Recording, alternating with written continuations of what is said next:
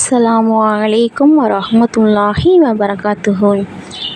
தொண்டையில் இறங்காத இறைச்சி.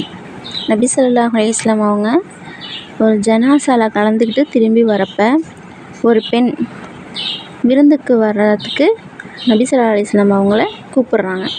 நபி ஸல்லல்லாஹு அலைஹி வஸல்லம் அவங்க தங்களுடைய சஹாபாக்களோட அங்கே போகிறாங்க. உணவு கொண்டு வந்து வைக்கப்பட்டோன்னே நபி ஸல்லல்லாஹு அலைஹி வஸல்லம் அவங்க வந்து அதை எடுத்து வாயில் வச்சு மெல்றாங்க. ஆனால் அது நபி ஸல்லல்லாஹு அலைஹி வஸல்லம் அவங்களோட தொண்டையில் இறங்கலை. இதை பார்த்துட்டு சஹாபாக்கள் பார்த்துக்கிட்டே இருக்காங்க இதை. அப்போ நபி ஸல்லல்லாஹு அலைஹி வஸல்லம் அவங்க இந்த ஆட்டிறைச்சி அதன் உரிமையாளரின் அனுமதியின்றி கொண்டு வந்து சமைக்கப்பட்டது போல் தெரியுதே அப்படின்னு சொல்கிறாங்க. என்ன சொல்கிறாங்க, இந்த ஆட்டோட சொந்தக்காரவங்கள்ட்ட கேட்காம இந்த ஆட்டை வாங்கிட்டு வந்து சமைச்ச மாதிரி தெரியுது அப்படின்னு நபி ஸல்லல்லாஹு அலைஹி வஸல்லம் சொல்கிறாங்க. இதை கேட்ட அந்த பெண்மணி என்ன சொல்கிறாங்க, யா ரசூலுல்லாஹ், ஆடை வந்து வாங்கிட்டு வர சொல்லி ஆட்டு மந்தைக்கு ஆள் அனுப்புனேன். அங்கே ஆடு கிடைக்கல. பக்கத்து வீட்டுக்காரர் வந்து ஒரு ஆடு வாங்கி வச்சுருந்தாரு. நான் அதனை விலைக்கு வாங்கிட்டு வர ஆள் அனுப்புனேன்.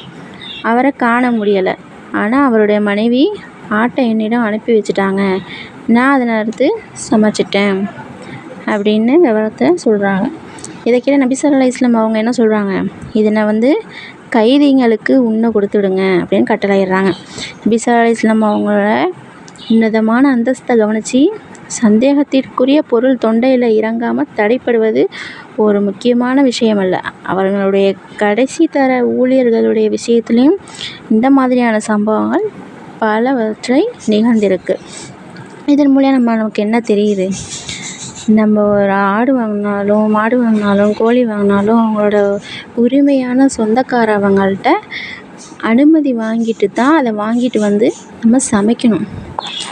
அதை தான் ரசூலுல்லாஹ் காலத்தில் உள்ள இந்த வரலாற்றை விளக்கி நமக்கு சொல்லியிருக்காங்க. இன்ஷா அல்லாஹ் அதன்படி செய்வோமாக.